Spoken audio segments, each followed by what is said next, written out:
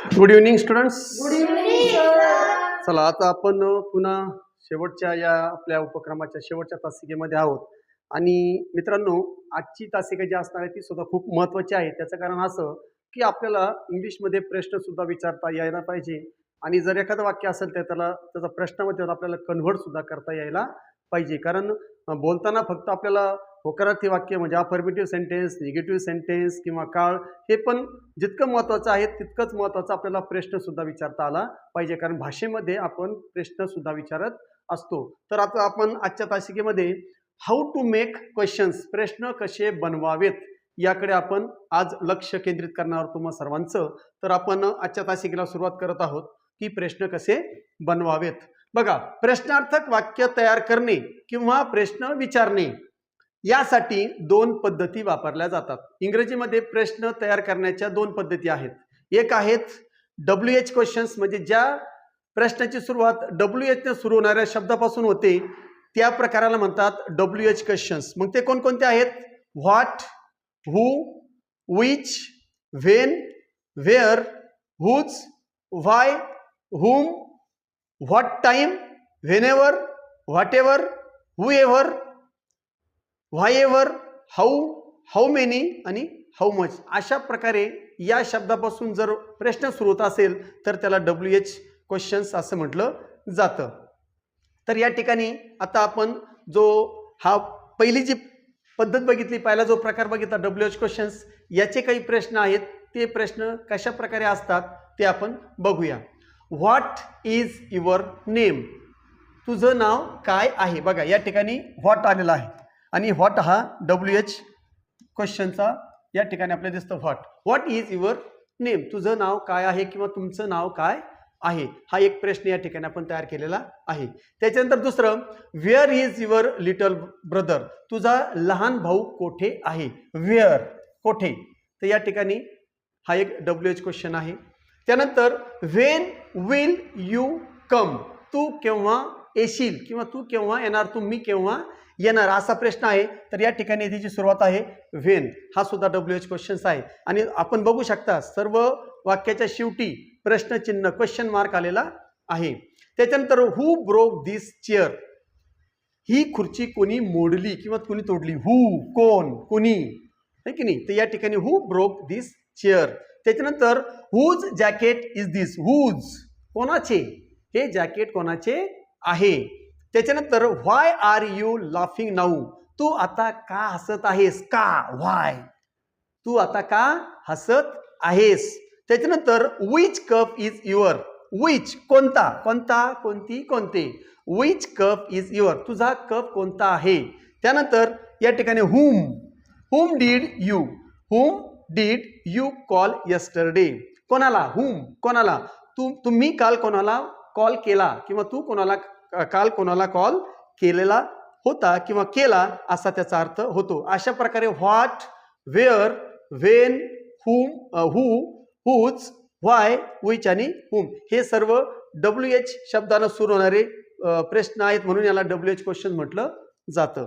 आता पुढचा जो प्रकार आहे तो आहे वाक्यात आलेल्या सहाय्यक क्रियापदापासून, म्हणजेच टू बीच्या रूपापासून प्रश्न तयार केले जातात व ज्या वाक्यात टू बी ची रूपं नसतात त्या ठिकाणी डू आणि डज तसेच डीड याचा वापर करून प्रश्न तयार केले जातात. या प्रश्नांना यस नो ज्याचं उत्तर असतं म्हणून याला यस नो क्वेश्चन सुद्धा म्हटलं जातं. तर मग याचं आपण एक्झाम्पल बघूया. For example, he is a farmer. बघा, हे वाक्य आहे, तो एक शेतकरी आहे. हे एक साधं सिंपल स्टेटमेंट आहे. या स्टेटमेंटचं आपण आता प्रश्न तयार केलेला आहे. काय प्रश्न तयार झालेला आहे मग त्याचा, बघा या ठिकाणी मग हे जे व्हर्ब आहे, हे व्हर्ब आपण काय करायचं आहे, सहाय्यकारी क्रियापद म्हणजे व्हर्ब, याला आपण काय करायचंय अगोदर घ्यायचं सगळ्यात. मग या इजला मी घेतलं अगोदर, त्याचा आय मात्र मी कॅपिटल घेतलेला आहे. इज ही अ फार्मर, बघा इज काय घेतलं मी, इज अगोदर घेतलं आणि त्याच्यानंतर मात्र वाक्याचा करता आणि वाक्य उरलेलं जे काही कर्म आहे ते. इज ही अ फार्मर, तो शेतकरी आहे का. अशा प्रकारे हे आपलं प्रश्न तयार झालेला आहे. म्हणजे हे स्टेटमेंट आणि हे त्याचं क्वेश्चन आपण तयार केलेलं आहे. पुढचं आहे statement, they will come tomorrow, ते उद्या येतील किंवा ते उद्या येणार, हे स्टेटमेंट आहे. या स्टेटमेंटला मला आता प्रश्नामध्ये कन्वर्ट करायचं आहे. तर मग हे जे विल आहे, हे विल मी काय करणार आहे, अगोदर घेतलेलं आहे. विल दे कम टुमारो, ते उद्या येतील का किंवा ते उद्या येणार का, अशा प्रकारे हा व्हर्बल क्वेश्चन आपला तयार झालेला आहे. तर याचं उत्तर जर तुम्ही बघितलं तर यस किंवा नो मध्ये त्याचं उत्तर येणार आहे, म्हणून त्याला यस नो क्वेश्चन्स असं सुद्धा म्हटलं जातं. आणखी बघूया काय आपण, शी इज कमिंग टू मी, ती माझ्याकडे येत आहे.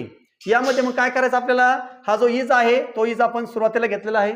इज शी करता, is she coming to me, is she coming to me, ती माझ्याकडे येत आहे का, अशा प्रकारे वाक्य तयार झालेलं आहे. त्याच्यानंतर पुढचं स्टेटमेंट आहे we will go to Pune, हे स्टेटमेंट आहे, आम्ही पुण्याला जाऊ, आम्ही पुण्याला जाऊ किंवा आम्ही पुण्याला जाणार. मग याचा आपल्याला व्हर्बल क्वेश्चन करायचं, काय करायचं, हा जो विल आहे या विलला आपण सुरुवातीला घ्यायचं.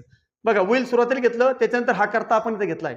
We will we go to Pune, आम्ही पुण्याला जाणार का, अशा प्रकारे त्याचं क्वेश्चन तयार झालेलं आहे. पुढचं शी हॅज अ ब्रदर, तिला एक भाऊ आहे. मग आता तिला एक भाऊ, मग आपल्याला मराठी तिला एक भाऊ आहे का, मग असं जर म्हणायचं असेल तर हॅज आपण काय करायचं, हा सुरुवातीला घ्यायचा, फक्त त्याचं जे पहिलं अक्षर आहे ते कॅपिटल घ्यायचंय.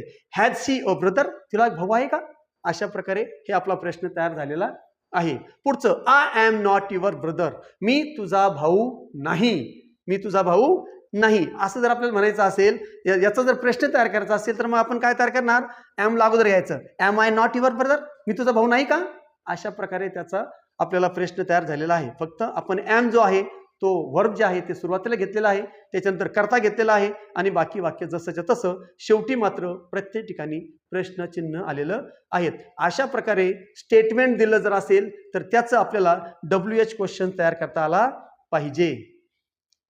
चला पुढचं आणखी बघूया काही. You know me, you know me, तुम्ही मला ओळखता, यू नो मी, तुम्ही मला ओळखता. आता याचं आपल्याला व्हर्बल क्वेश्चन तयार करायचं. मग आपण काय करणार, या ठिकाणी कुठल्याही प्रकारचं टू बीचं रूप आलेलं नाही. मग आपण शिकलोय टू बीचं रूप नसेल तर वाक्य जर वर्तमान काळी असेल तर डू घ्या, डज घ्या, आणि जर भूतकाळी असेल तर डीड घ्या. तर या ठिकाणी हे वाक्य वर्तमान काळी असल्यामुळे आपण डू घेणार आहोत. डू यू नो मी, बघा डू आणि त्याच्यानंतर बाकी वाक्य जसंच्या तसं, फक्त आपण डू घेतलं, do you know me question mark. म्हणजे जर वाक्यामध्ये टू बीचं रूप नसेल तर डू किंवा डज घ्या आणि बाकी वाक्य जसंच्या तसं आणि पुढं आपलं क्वेश्चन मार्क द्यायचं आहे. अशा प्रकारे प्रश्न तयार झालेला आहे.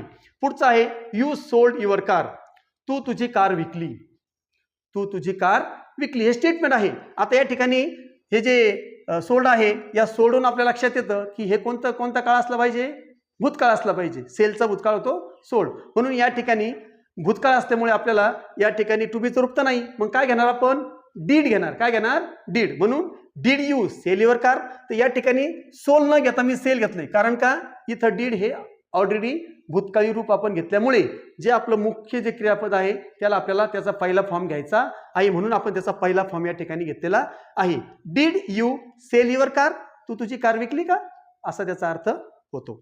त्याच्यानंतर he goes to school every day, तो दररोज शाळेत जातो, हे स्टेटमेंट आहे. याचं वाक्य जर आपल्याला तयार करायचं असेल तर यामध्ये सुद्धा टू बीचं रूप नसल्यामुळे आपल्याला या ठिकाणी आता गोज, तर हे आहे वर्तमान काळी, म्हणून आपल्याला ही करता असल्यामुळे त्या ठिकाणी डू न घेता डज घ्यावं लागेल, म्हणून डज आणि करता त्याच्यानंतर बाकी सगळं वाक्य जसंच्या तसं. Does he go to school every day, तो दररोज शाळेत जातो का, असा त्याचा या ठिकाणी मराठीमध्ये अर्थ होतो. त्याच्यानंतर शेवटचं वाक्य टीचर कॅन डू एनिथिंग, शिक्षक एनिथिंग काहीही, शिक्षक काहीही करू करतात किंवा करू शकतात, या ठिकाणी कॅन आलेलं आहे. टीचर कॅन डू एनिथिंग, तर याच्यामध्ये कॅन आल्यामुळे आपल्याला आता बाकी काही घ्यायचं काम नाही, फक्त आपण कॅन सुरुवातीला घ्यायचं. कॅन टीचर डू एनिथिंग, शिक्षक काही करू शकतात का, असा त्याचा अर्थ होतो आणि असे प्रश्न तयार केले जातात. पुढचं आणखी आपण घेऊया. आता हे सगळे निगेटिव्ह स्टेटमेंट मी घेतलेले आहेत. निगेटिव्ह स्टेटमेंटचं सुद्धा आपल्याला प्रश्नार्थक वाक्य बनवता आलं पाहिजे किंवा प्रश्न तयार करता आला पाहिजे. I am not feeling well, मला बरं वाटत नाही. I am not feeling well, हे निगेटिव्ह सेंटेन्स आहे. निगेटिव्ह सेंटेन्स आपल्याला सुद्धा या ठिकाणी क्वेश्चन तयार करता आला पाहिजे. तर आपण काय करणार, मग हे जो करता आहे तो करता अगोदर घ्यायचा, एम सॉरी जे काही टू बीचं रूप आहे ते टू बीचं रूप आपण अगोदर घेणार आहोत. Am I not feeling well, बाकी सगळं वाक्य जसंच्या तसं. Am I not feeling well. त्याच्यानंतर पुढचं आहे ही वॉज नॉट देअर, तो तेथे नव्हता, तो तेथे नव्हता. तर मग आपल्याला काय करावं लागेल, मग आता ह्या वॉजला आपल्याला सुरुवातीला घ्यावं लागेल. Was he not there, was he not there. बघा या ठिकाणी हे वॉज आहे, त्याने सुरुवात केली, हा जो कर्ता आहे तो कर्ता आणि बाकी सगळं वाक्य जसंच्या तसं. या प्रकारे वॉज ही नॉट देअर, तो तिथे नव्हता का, अशा प्रकारे त्याचा अर्थ होतो. They will not go to Mumbai, ते मुंबईला जात नाही किंवा ते मुंबईला जात नाही, अशा प्रकारे. सॉरी, ते विल आलेला आहे, भविष्यकाळी वाक्य आहे. They will not go to Mumbai, ते मुंबईला जाणार नाही. तर या ठिकाणी ह्या वाक्याला करताना हा जो विल आहे, हा विल आपण सुरुवातीला घेणार आहोत. Will they not go to Mumbai, अशा प्रकारे निगेटिव्ह आपलं क्वेश्चन तयार झालेलं आहे. त्याच्यानंतर शेवटचं दे डोंट हॅव 5 बाईक्स. या ठिकाणी डोंट जे आहे ते डोंट आपण काय करणार आहोत, प्रश्न तयार करताना आपण सुरुवातीला घेणार आहोत. फक्त त्याचं पहिलं अक्षर कॅपिटल आपल्याला घ्यायचं आहे.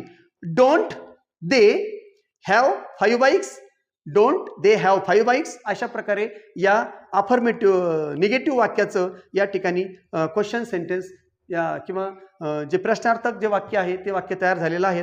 आणि तुम्ही बघू शकता की आत्तापर्यंत आपण जवळपास 12 ते 15 वाक्य जे आहेत ते वाक्य घेऊन कशा प्रकारे त्याचे प्रश्न तयार केलेले आहेत. आता तुम्हाला नक्कीच प्रश्न तयार करता येणार आहेत. घरी जे काही मी तुम्हाला 6 वाक्य देत आहे त्या 6 वाक्याचं तुम्ही प्रश्नार्थक वाक्यामध्ये रूपांतर करून आणायचं आहे किंवा मला या ठिकाणी कमेंट बॉक्समध्ये हे 6 वाक्य तुम्ही प्रश्नार्थक बनवायचे आहेत. आणि तुम्ही कमीत कमी 50 निगेटिव्ह सेंटेन्स घ्यायचे, अफर्मेटिव्ह घ्यायचे आणि त्यांच्यापासून प्रश्न तयार करायचे आहेत. 25-25 घ्या, 25 अफर्मेटिव्ह घ्या, 25 निगेटिव्ह घ्या आणि त्यांचे प्रश्न बनवा. त्यामध्ये दोन्ही प्रकार ठेवा, WH क्वेश्चन पण घ्या आणि वर्ब क्वेश्चन सुद्धा घ्या. तर या ठिकाणी वर्ब हे जे होमवर्क आहे तो बघूया आपण.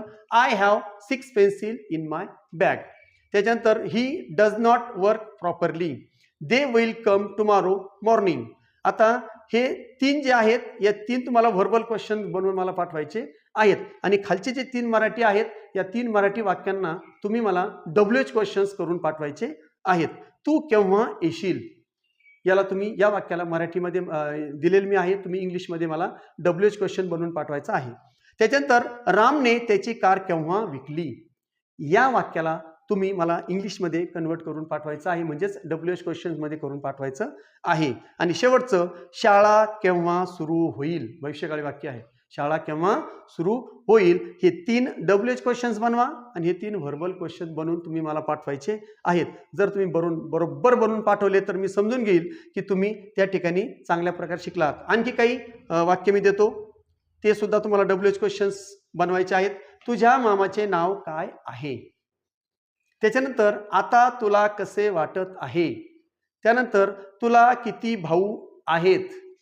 तुला गाणे गायला आवडेल का, या ठिकाणी तुम्हाला वुड याचा वापर करावा लागणार आहे. त्याच्यानंतर तुला काय वाटते ती येईल का.